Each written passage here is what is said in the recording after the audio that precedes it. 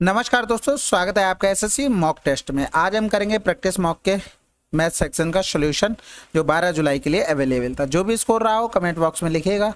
चलिए स्टार्ट करते हैं बिना देरी किए हुए। कह रहा 6 अंक की संख्या थी जो 3 से विभाज्य है लेकिन 9 से नहीं, और इसका न्यूनतम मान हमें बताना है।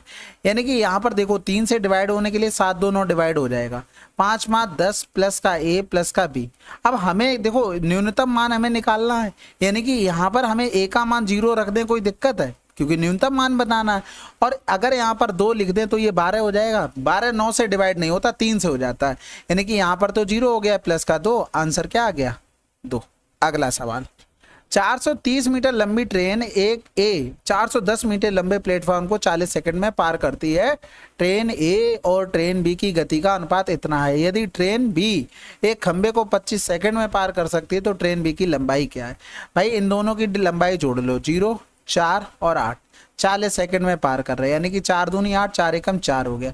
और तो ये मान आया किसका, इसका। 3 बराबर में 21 हो गया, तो 2 बराबर में क्या हो गया 14 हो गया। अब कह रहा था 25 सेकंड में ट्रेन पार कर रही थी, बी भी अपनी लंबाई पार करेगी, तो लंबाई बराबर क्या होता है, स्पीड इंटू में टाइम होता है। तो 14 स्पीड है और ये हो गया टाइम। 14 पंजे 70, 14 दूनी 28 और 7 35, आंसर।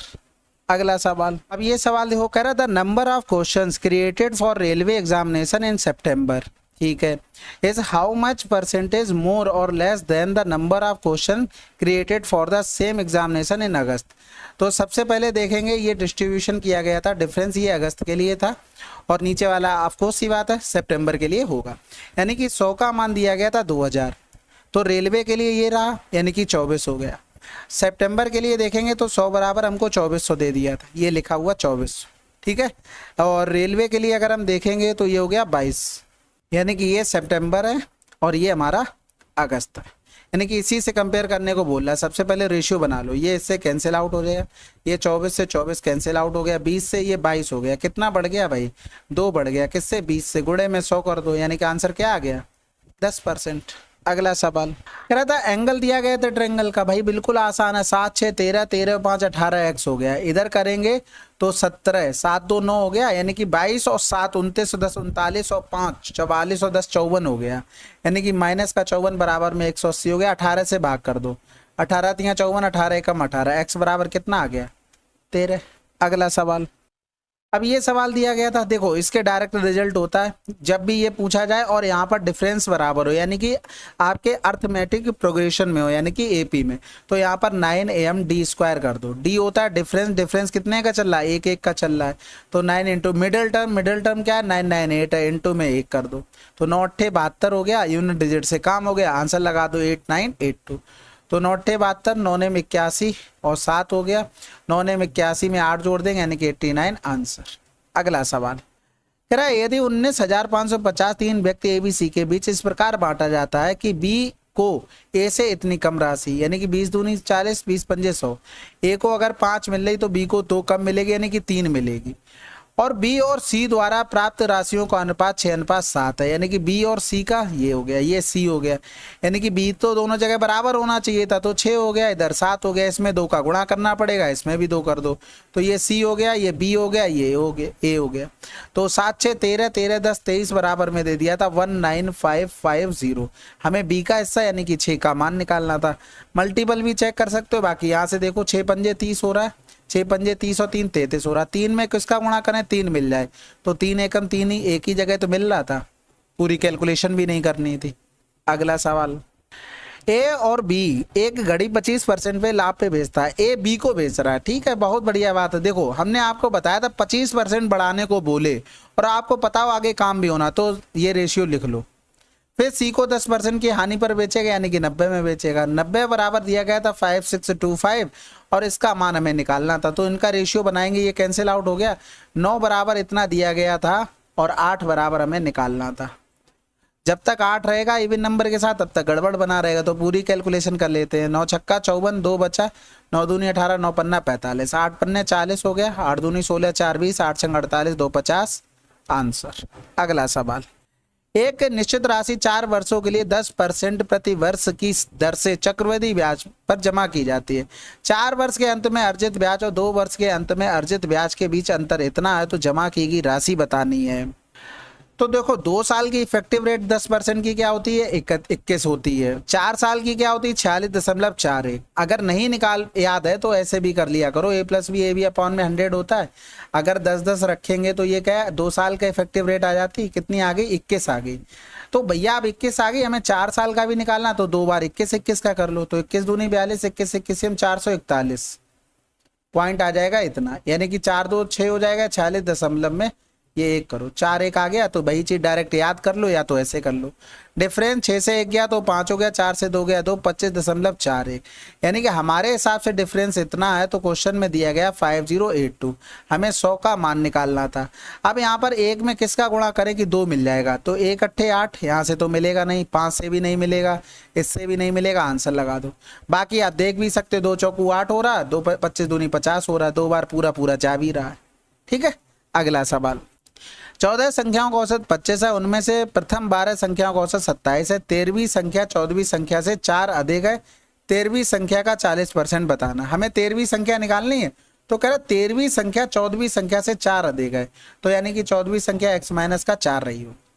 अब एक चीज देखना भाई, 12 संख्याओं 27 हो गया, सभी के पास 25-25 रहा होगा। अब ये जो 2 नंबर है ये भी इंडिविजुअल 25 लाए होंगे, तभी तो 14 का 25 रहा एवरेज।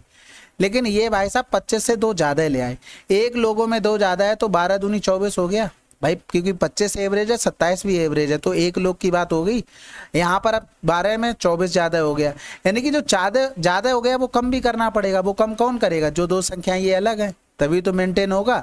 और ये मान दिया गया था x प्लस x माइनस 4, भाई इन्हीं दोनों का तो सम आ गया, खत्म हो गई। 50 हो गया, 10 से 4 गया तो 6, यानी कि 26 हो गया, और प्लस में 4 इधर हो गया हमारे पास 2x, यानी कि x बराबर में कितना आ गया, 15 आ गया। अब कह रहा था 15 का 40%, 20 दूनी 40, 20 पंजे 100, यानी कि 6 आंसर। अगला सवाल। अब इस सवाल को देखो, ये भी आसान था भाई, आपने फार्मूला पढ़ा ना, सेक स्क्वायर थीटा माइनस का tan स्क्वायर थीटा 1 होता है। तो यहाँ पर क्या लिख सकते थे, सेक स्क्वायर क्यू माइनस का 1 प्लस का 5 सेक क्यू माइनस में 13 बराबर में 0, यानी कि सेक स्क्वायर क्यूब इधर हो गया प्लस का 5 सेक क्यूब, और इधर हो गया माइनस का 14। अब 14 के ऐसे फैक्टर करो कि गुणा करने पर तो माइनस का 14 आ जाए, और जोड़ने या घटाने पर प्लस का 5। भैया ये इधर अगर कर लेंगे, इन दोनों का गुणा -14 हो रहा है, अब इनको अगर जोड़ोगे तो प्लस का 5 आ जाएगा, बस खत्म हो गया। अब जब सेक क्यू का मान लिखेंगे, सेक क्यू का, तो इनके साइन चेंज करेंगे, माइनस का 7 प्लस का 2, ये निकालने के तरीका है डायरेक्ट क्वाड्रेटिक इक्वेशन में। ठीक है, अब माइनस वाला लेंगे नहीं, सेक में क्यू 2 किसका मान होता है, सेक में होता है 60 डिग्री का, तो यानी कि क्यू बराबर क्या आ गया, 60 आ गया। तो इसमें हम पुट कर देंगे, तो साइन 60 का मान कितना होता है, √3/2। अगला सवाल। एक वर्गाकार मैदान के चारों ओर 4.5 मीटर एक समान चौड़ी एक पथ इस प्रकार बनाया गया है कि क्षेत्रफल इतना है। कह रहा था इतने प्रति मीटर की दर से वर्गाकार मैदान पर बाड़ लगाने का लागत मूल्य, यानी कि अगर हम गुणा करेंगे तो यहाँ पर 13 चौकू 52 में आ रहा, 13 का मल्टीपल देख सकते हैं ना, तो पहला ऑप्शन तो होगा नहीं। दूसरे में किया 13 एकम 13 7 बचा, 13 पंजे 65 10 बचेगा, ये भी नहीं जा रहा। 13 एकम 13 13 दूनी 26 4 बचा, फिर 13 तिया 39, ये 13 से कट रहा है। इधर देखेंगे तो 13 एकम 13 दूनी 26 2 बच गया, फिर 13 एकम 13 हो गया, तो बचा कितना 12, यानी कि 124, ये भी नहीं कटेगा, आंसर लगा दो। कुछ भी कैलकुलेशन करने की जरूरत नहीं थी। अब देखो इसको अगर नॉर्मल करना हो तो कैसे करोगे, ये हमारे पास एक वर्गाकार क्षेत्र था, इसके चारों तरफ 4.5 मीटर का समान चौड़ाई का रास्ता था, यानी कि 4.5 इधर हो गया, 4.5 इधर हो गया। अगर ये x है तो पूरी भुजा बाहर वाले वर्ग की कितनी हो जाएगी, x प्लस का 4 4 8 और एक 9 हो जाएगी। यानी कि अगर हमें रास्ते का एरिया लिखना हो तो x प्लस 9 का होल स्क्वायर माइनस में x स्क्वायर बराबर में 107.1 हो जाएगा। अब इसमें a square minus b square का फार्मूला लगाते हैं, x प्लस का 9 माइनस का x प्लस का 9 प्लस का x हो गया बराबर में 107.1 हो गया, ये कैंसिल आउट हो गया। 7 दोनों 9 से कट भी जाएगा, यानी कि 2x प्लस का 9 बराबर में 9 एकम 9 1 बचा, 9 एकम 9 और 9 8 बचेगा, 9 ने 81 हो गया, पॉइंट तो लगा हुआ है। यानी कि 11 से 9 गया तो कितना बचेगा, 2 बचेगा, 2.9 आ गया, ये 2x का मान। लेकिन हमें चाहिए कितने x का, भाई देखो इतने प्रति मीटर की दर से वर्गाकार मैदान का क्षेत्र हमें बाड़ लगाना ना, यानी कि इसका लगाना होगा कि बाहर से लगाना है। तो मैदान के चारों ओर रास्ता था, यानी कि इसमें 2 का गुणा और कर दो, यानी कि ये हो गया 29 दूनी 58, 5.8 आ गया टोटल पेरीमीटर। अब इसमें खर्चा होना 52 रुपये के हिसाब से, तो यहाँ पर 8 दूनी 16 हो रहा है। यूनिट डिजिट देखो 6 मिल गया, आंसर लगा दो, क्योंकि ये तो इससे चला ही जाना, फिर भी एक लगी जाना पॉइंट पॉइंट। कहाँ गड़बड़ हो रहा है? गड़बड़ कहीं नहीं हो रहा है, ये हम 100 पता नहीं क्यों लगा रहे नीचे। ठीक है, तो 8 दूनी 16 उससे हो जाएगा, नहीं तो 13 चौकू 52 करके कर लो, और एक लाइन में भी गुणा हो जाता है। तो दो अट्ठे 16 हो गया, 2 पंजे 10, 8 पन्ने 40, 10 50 51, हाथ से लगा 5 पचम 25 और 5 30 आंसर। ठीक है, तो दोनों तरीके आप जैसे करना चाहो आंसर आ जाएगा। अगला सवाल, एक आदमी अपनी कुल आय में से 30% किराए पर और 25% भोजन पर खर्च करता है। यदि वह अपनी शेष मासिक आय का 10% खरीदारी पर खर्च करता है। एक आदमी अपनी कुल आय में से 30% किराए पर 25% भोजन पर खर्च करता है। यदि वह अपनी शेष मासिक आय का 10% खरीदारी पर खर्च करता है और शेष राशि बचाता है, जो इतनी है आदमी की मासिक आय। यहाँ पर कितना खर्च किया? 30 20 50 55, क्योंकि यहाँ पर शेष वगैरह तो लिखा नहीं, यहाँ पर शेष लिखा है। तो भैया देखो, अगर यहाँ पर ये बोल दे कि 55% खर्च करता है, फिर शेष का 10% खर्च करता है, इतना बचाता है, तो हम डायरेक्ट लिख सकते हैं ना 10125। 55 खर्च कर दिया 45, फिर जो बचा है उसका 10% और खर्च कर दिया, 9 आ गया। तो इधर करेंगे 9 एकम 9 हो गया, बचा कितना? 1, फिर 9 एकम 9, 2 बच गया, 9 दूनी 18 हो गया, और 18 4 22 होता है, 9 पन्ना 45, तो 15 तियाँ 45 हो गया, 15 अट्ठे 120 हो जाएगा, ज़्यादा हो जाएगा, तो 15 सत्ते 105 हो गया। तो बचा कितना है? 7, 75 कर देंगे यानी कि 25, और बस ये देख लो कितने जीरो कहाँ लगे हैं, 25 के साथ आंसर लगा। ठीक है, बाकी तो सिंपल ये था, 55 खर्च कर दिया तो 45%, फिर भाई 10 खर्च कर दिया तो 90%, बराबर में 10125। लेकिन ऑप्शन चाहता नहीं हमसे कि जीरो वगैरह क्यों वैल्यू दें। अगला सवाल, दो ट्रेन ए और बी क्रमशः दिल्ली और पांडुचेरी के एक ही समय पर चली और इतनी इतनी की गति से एक दूसरे की ओर यात्रा कर रही हैं। उनकी मुलाकात के समय ट्रेन बी ने ट्रेन ए से 162 किलोमीटर अधिक यात्रा की है। दिल्ली और पांडुचेरी के बीच की दूरी क्या है? भाई देखो, ये दोनों ट्रेनें रही होंगी, मान लो इधर वाली ट्रेन यहाँ पर टी समय में पहुंची तो दूसरी भी तो टी समय में पहुंची होगी, यानी कि टाइम कांस्टेंट हो गया, तो स्पीड का रेशियो हो गया 72 और 81 हो गया। यानी कि अगर हम डिस्टेंस का रेशियो लिखेंगे वो भी सेम रहेगा, क्योंकि टाइम कांस्टेंट कर लिया। हमारे हिसाब से कितना डिफरेंस आ रहा? 9 का आ रहा। क्वेश्चन में 162 किलोमीटर एक दूसरे से अधिक चल ली। टोटल डिस्टेंस कितनी थी? 2 1 3 हो गया, 8 7 15 हो गया, यानी कि 153 का मान हमें निकालना था। तो 18 ने में 162 होता है, तो 152 का भी कर लो। 18 दूनी 36 हो गया। क्या बात है, कहीं गलत कर दिया क्या? अच्छा, यहाँ पर 3 है भाई, मैं कहूँ यूनिट डिजिट भी नहीं मिल रही कहीं ना, इसलिए 18 तियाँ 54, जैसे ही 4 मिला तो 2 ऑप्शन है, एक और नंबर निकालना है। 18 तियाँ 54 हो गया तो 4 आ गया, 18 पंजे 90, 90 में 5 जोड़ देंगे तो बस खत्म हो गया। ठीक है, अगला सवाल। अब इसमें देखो, ये सिंपल सवाल था, यहाँ पर ए क्यू प्लस का बी क्यू लिखा था। अगर इसका जो फार्मूला अगर हम खोलते तो ए प्लस का बी, और जो भी इधर ब्रैकेट में आता और जो भी नीचे लिखा है वो कैंसिल आउट हो जाता, यानी कि 0.02 0.03 आंसर आ जाता है 0.05। अगला सवाल, दो दुकानदार 2 बाइकें इतने प्रति बाइक की दर से बेचता है, यानी कि बाइक का सेलिंग प्राइस बराबर है। एक को इतने में लाभ पे बेचता है, दूसरी को 10% की हानि पर। तो देखो, एक को अगर ये सीपी हो गया, ये एसपी हो गया, ये 126 में बेचा, दूसरे को हमने इतने में बेच दिया। यानी कि एक चीज़ देखो, यहाँ पर कुछ काटना पड़ेगा क्या? चलो इसको काट लेते हैं। हमें क्या चाहिए? दोनों का सेलिंग प्राइस बराबर चाहिए, यानी कि यहाँ पर 14 का गुणा कर लें तो हो जाएगा बराबर। 14 ने में 126 होता है, तो काम खत्म हो गया। यहाँ पर देखना कितने का प्रॉफिट हो रहा है? 26 का। यहाँ पर वैसे तो 1 का लॉस हो रहा था, 14 का गुणा कर देंगे तो 14 का लॉस हो रहा है। 6 से 4 गया 2, 2 से 1 गया 1, यानी कि हमें 12 का प्रॉफिट हो रहा है, यानी कि हानि वाले तो आंसर नहीं हो सकते ना। अब यहाँ पर टोटल कॉस्ट प्राइस पता होनी चाहिए। यहाँ पर तो 100 है, लेकिन इसमें हमें 14 का गुणा करना पड़ेगा, यानी कि इधर 100 140, तो बन गया ये 240। तो 5 कहीं लिखा है, आंसर लगा दो प्रॉफिट वाले में, क्योंकि 240 12 दूनी 24 कर दोगे, और 20 पंजे 100 हो गया। अगला सवाल, किस राज्य में बिना मृत्यु वाली दुर्घटनाओं की संख्या सबसे अधिक है? तो ये टोटल एक्सीडेंट थे और इसमें थे ये डेथ वाले, यानी कि हमें डिफरेंस देखना पड़ेगा। तो ए बी सी डी पे हमें जाना है, यानी कि इससे हमें कोई मतलब नहीं। तो भैया इनका डिफरेंस देखो कितना हो रहा है, 1 हो रहा है। इनको करने की जरूरत नहीं, वैसे ये दोनों ज़्यादा डिफरेंस कर रहे हैं क्रिएट, मुझे लग रहा है ऐसा। तो 12 से पूरा 11 किया 1.5 आ गया, इधर 10 से पूरा 8 घटा देंगे तो 2.5 आ गया। तो सबसे अधिक किस में हो रहा है? डी में हो रहा है, आंसर लगा दो। बाकी इसमें तो 1.5 ही आ जाएगा। अगला सवाल, एक वृत्त की त्रिज्या उस वर्ग के प्रत्येक भुजा की लंबाई के बराबर है जिसका क्षेत्रफल इतना है। बताओ भाई, प्रत्येक भुजा क्षेत्रफल इतना है ना, 26 भुजा हो गई, और कह रहा वृत्त की त्रिज्या उस वर्ग के प्रत्येक भुजा के बराबर है, तो भुजा भाई यही हो गई, यही रेडियस हो गई। क्षेत्रफल निकालोगे 676 इंटू में पाई, यानी कि हमें कुछ करना ही नहीं था, 676 के साथ पाई लगा देना था। अगला सवाल, अब ये सिंप्लीफिकेशन है और पॉइंट में आंसर चाहिए। तो देखो पहले तो 7 दूनी 14, या तो यहाँ पर 7.5 कर लो, इधर भी कर लो, जैसे 4 सत्ते 28 हो गया, पॉइंट लगाया, 4 पंजे 20, इधर करेंगे तो 7.5 हो जाएगा। ठीक है, तो 7 से 3 गया 4.5 हो गया, इधर 15.75 हो गया, तो डिफरेंस करेंगे 5, 7 से 5 गया 2 हो गया, 5 से 4 गया 11.25 हो गया, इधर करेंगे ये 11 हो गया, 5 दूनी 10 है, 11/5 हो गया, यानी कि कैंसिल आउट करेंगे तो 1 बच गया, यानी कि 1 प्लस का ये आ गया, इधर करेंगे तो 12.25 आ गया। ठीक है, अब अंदर तो सब प्लस में है, तो इसको करेंगे, ये 5 अट्ठे 40 हो गया, इधर करेंगे तो 4 सत्ते 28, 4 पंजे 20 हो गया, यानी कि 8 7 15 हो गया। इन दोनों को अगर जोड़ते हैं तो 5 8 7 15 1.5 हो गया, 8 7 15 5 1.55, यानी कि 1.55 और जोड़ दो, 5 5 10 की 0, हासिल लगा 1 हो गया, 5 3 8 हो गया, और यहाँ पर हो गया कुछ नहीं 3 13.8 आंसर। अगला सवाल, ओ केंद्र वाले वृत्त का व्यास 58 है, केंद्र के विपरीत दिशाओं में समान लंबाई की दो जीवाएं ए बी और सी डी खींची गई हैं जो एक दूसरे के समानांतर हैं। ठीक है, BC व्यास है, बिल्कुल आसान हो गया सवाल। और वृत्त के केंद्र से प्रत्येक जीवा 20 हो गई, यानी कि 21 आ गया, और 21 दूनी 42 आंसर आ गया। भाई देखो ये रहा इस तरीके से, ये BC व्यास हो गया। ठीक है, इस व्यास की लंबाई हमें दे दी थी 28, और ये एक जीवा होगी, दोनों जीवाएं समांतर हैं तो हमें कोई मतलब नहीं ज़्यादा उनसे।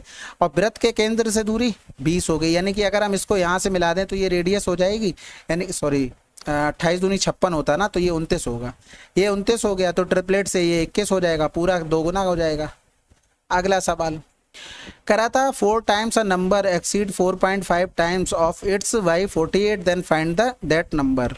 तो भैया हमने नंबर मान लिया कि वो 5 था, उसका 4 टाइम किया तो 20 हो गया, और उसका 4/5 किया तो 4 आ गया। हमारे हिसाब से कितना एक्सीड हुआ? 16। क्वेश्चन में 48 बोला था, नंबर 5 माना था, 15 आंसर। अगला सवाल, एक वस्तु को इतने में बेचने पर अर्जित लाभ उसी वस्तु को इतने में बेचने पर हुई हानि बराबर है।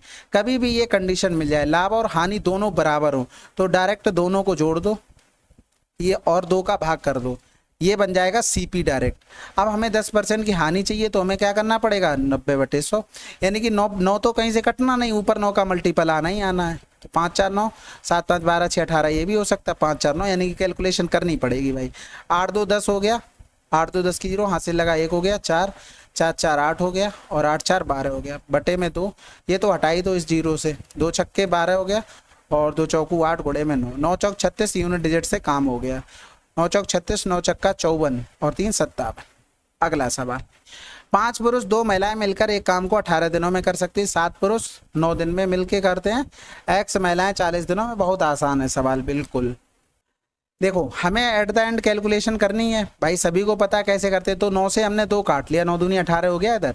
अब 2 का गुणा किया, 5 दूनी 10 पुरुष, इधर 7 पुरुष थे, 10 से 7 घटाएंगे 3 पुरुष, इधर किया तो 2 दूनी 4 महिलाएं, इधर 10 महिलाएं, 10 से 4 गया 6 महिलाएं हो गई, यानी कि P/M क्या हो गया, 3 दूनी 6, ये एफिशिएंसी आ गई।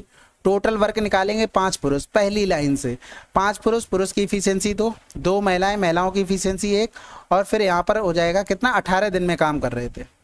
अब वो ये कह रहा था यही काम बराबर में कर लो, बटे में मत करो। X महिलाएं, महिलाओं की एफिशिएंसी 1 है, 40 पुरुष एफिशिएंसी 2 है, और ये काम कै दिन में कर रहे हैं, 2 दिन में कर रहे हैं। ठीक है, तो इधर करेंगे 2 ने में 18 हो गया, 5 दूनी 10, 10 तो 12, 12 ने में 108 हो गया, और इधर 40 दूनी 80 हो गया, ये X का मान डायरेक्ट आ जाएगा 28। अगला सवाल, पाइप ABC मिलकर टैंक को 20 घंटे में, और पाइप एक साथ खोले जाते हैं, 15 घंटे बाद C को बंद कर दिया, यानी कि A + B + C को अगर देखते तो उनका काम 5 घंटे का बचा था, लेकिन वो 15 घंटे करके चले गए। फिर A और B ने एक साथ मिलकर किया, वो 7 घंटे में निपटा, यानी कि अगर देखें तो इफिशियंसी कितनी हो गई, कुछ तो है नहीं कॉमन में, तो 7 इसकी हो गई, इसकी 5 हो गई, यानी कि AB की इफिशियंसी 5 है, तो C की इफिशियंसी 2, क्योंकि टोटल हमें 7 बनानी है। तो कह रहा C की क्षमता A और B की क्षमता का कितना परसेंट है, तो 5 का कितना परसेंट, 2 है बस, तो 5 चौको 20, यानी कि 40% आंसर। अगला सवाल, दो संख्याओं का लघुत्तम उनके महत्तम का इतना गुना है। यानी कि अगर एलसीएम की बात करें, अगर महत्तम समावर्त 1 है तो ये हो गया हमारे पास लघुत्तम, यानी कि एलसीएम हो गया, ये एचसीएफ हो गया। और कह रहा था महत्तम और लघुत्तम का योग इतना था, यानी कि इन दोनों को जोड़ देंगे तो 1909 हो गया। इसका मान यानी कि 1909 का मान हमें ये दिया गया था। अब भैया एक चीज़ बताओ, अगर हम एक बार इसमें 1 का गुणा कर दें तो एचसीएफ निकल आया, और इसी नंबर में बटे में 1909 और एक बार 1908 का गुणा कर दें तो ये एलसीएम निकल आया। आपको पता है एलसीएम इंटू में एचसीएफ बराबर में फर्स्ट नंबर इंटू में सेकंड नंबर होता है। बस इसको हमें कैलकुलेशन करना था। ये 5 बार कट गया, इधर करेंगे ये भी 5 बार कट गया, ठीक है। और उसके बाद 18 से काट लेंगे तो 18 कम 18, ये 18 कम 18, 18 कम 18 एक बचा, भाग जाएगा नहीं, 18 छक्का 108 हो गया। और 55 25 हो गया तो 5 दूनी 10 कर लो, 2 पंजे 10, 2 तियाँ 6 हो गया, 5 तियाँ 15 हो गया, 55 25 1 26 यानी कि 265 आंसर। अगला सवाल, एक समबाहु त्रिभुज एबीसी केंद्र ओ वाले वृत्त के अंतर्गत बना है। तो ये तो आसान है, जैसे ही समबाहु त्रिभुज आता है ना, चेहरे पे एक अलग खुशी आ जाती है क्योंकि बहुत आसान त्रिभुज होता है ना, उसमें कुछ भी सोचना नहीं पड़ता है। तो ये केंद्र हो गया। कह रहा डी लघुचाप, लघुचाप मतलब कि क्या होता है, छोटा वाला, दीर्घ बड़ा वाला होता है। तो देखो ये बीसी हो गया लघुचाप, इस पर डी पॉइंट है। कह रहा सीबीडी 35 है, सीबीडी यानी कि इसको मिला देंगे तो ये 35 दे दिया था। और बोला था बीसीडी का मान क्या होगा, बीसीडी का मान यानी कि ये वाला हमसे पूछा गया था। वैसे तो सिंपल सा बनेगा, जाके देखो अगर हम यहाँ पर देखें ये 60-60 सारे हैं, कोई दिक्कत कोई समस्या। ये चक्रीय चतुर्भुज से यानी कि ये बन जाएगा कितना 120, तो भैया 120 हो गया, 180 से 120 घटाएंगे तो 60 होता है।